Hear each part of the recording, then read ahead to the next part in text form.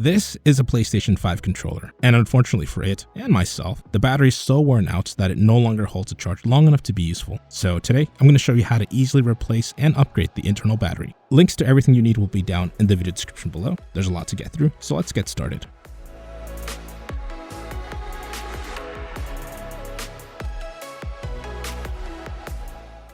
I have a question for everyone that's watching. Do you prefer controllers with the built-in rechargeable batteries? Or do you find swapping out batteries in an instant, like those traditionally found in Xbox controllers, more convenient? They both have their pros and cons, so let me know in the comment section which one you prefer and why. The internal battery in this PS5 controller is so worn out it needs to be plugged in via USB for longer than a 20-minute gaming session. So I'll be using this installation kit I purchased off Amazon. It comes with everything you need, including a plastic pry tool, the correct Phillips screwdriver, and of course the upgraded higher capacity battery. I will have a link to this exact kit in the video description below. For now, let's take the controller apart and remove the old battery.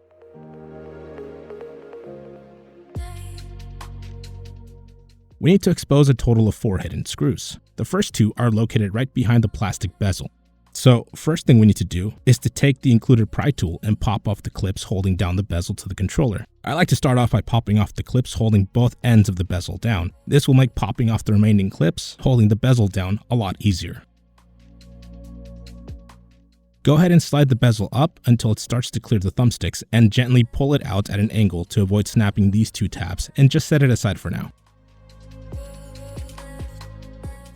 Here you can see the first 2 exposed Phillips screws that were covered by the bezel. Take the included screwdriver and remove them. Luckily, all the screws we're going to be removing in this video are the exact same size and color, so it doesn't really matter if you get them mixed up, just put them somewhere safe for now.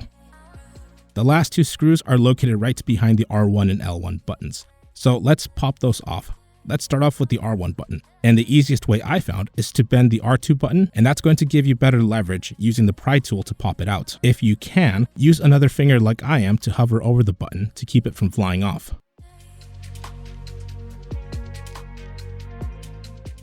Go ahead and repeat these steps with the L1 button.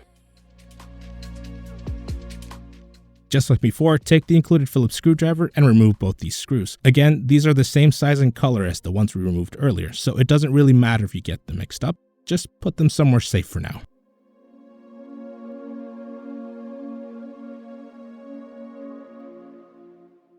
Alright, with all the screws removed, it's time to split our controller apart. There are 2 clips right in the middle of the controller. You can just pop those out with your pry tool like this.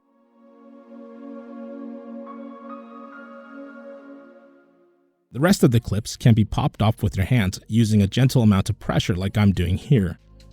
If you're not comfortable with this method, you can always run the included pry tool along the controller gap, and that should pop the clips off as well. Use whatever method you feel the most comfortable with.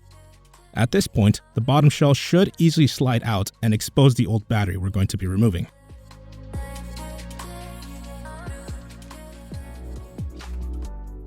Luckily for us, the battery's not held down by any adhesive. Just be careful to unhook these cables as you're pulling it out of the cradle.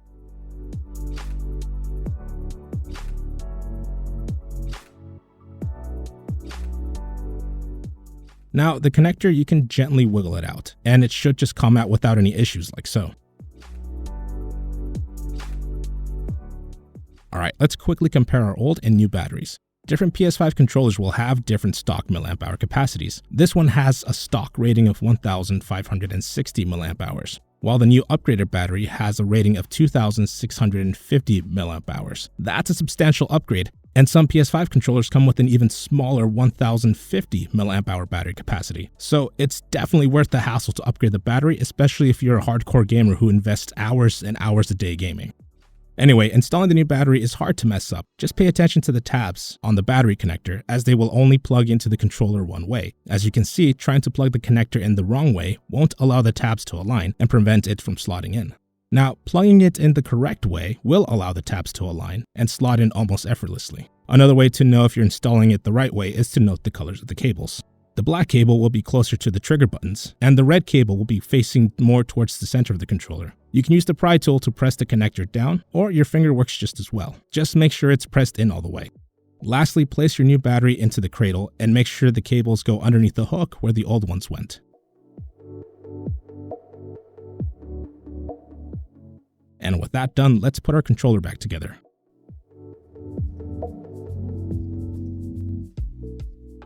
Reassembly is pretty much the reverse of the disassembly process, but here are a few tips that will make your life a little easier. Slide the bottom shell over the L2 and R2 trigger buttons and align the holes where the screws will go on later.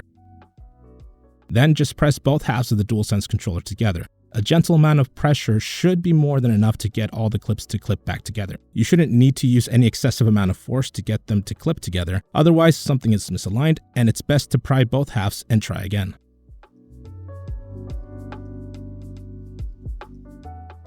Replace the screws in any order you'd like. I'm starting off with the bottom ones first before moving on to the ones located behind the R1 and L1 trigger buttons.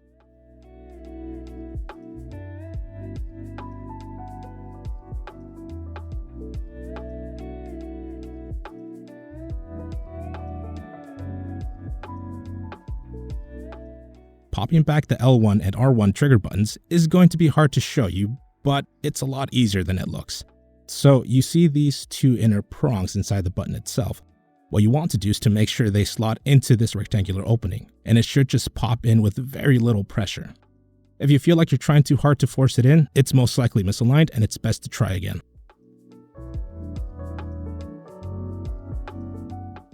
I'm going to show you a different angle with the L1 button. It's still going to be hard to show you exactly how it all slots in, but hopefully this gives you enough of an idea on what to do. Alright, we're almost done. Last thing we need to do is to install the bezel. Slide these two prongs into the hole at an angle like this. Then just press it down once the bezel clears the thumbsticks and everything should just click into place. And there you have it. I would recommend you charge your controller first to 100% before using it, but otherwise, you're all set. Thank you all for tuning in. Special shout out to everyone that's given me a super thanks. I greatly appreciate everyone's generosity and support. And of course, to all of you that like, share, and subscribe. Stay tuned for more tutorials, gaming, and tech videos. And until next time, this has been GTRBytes.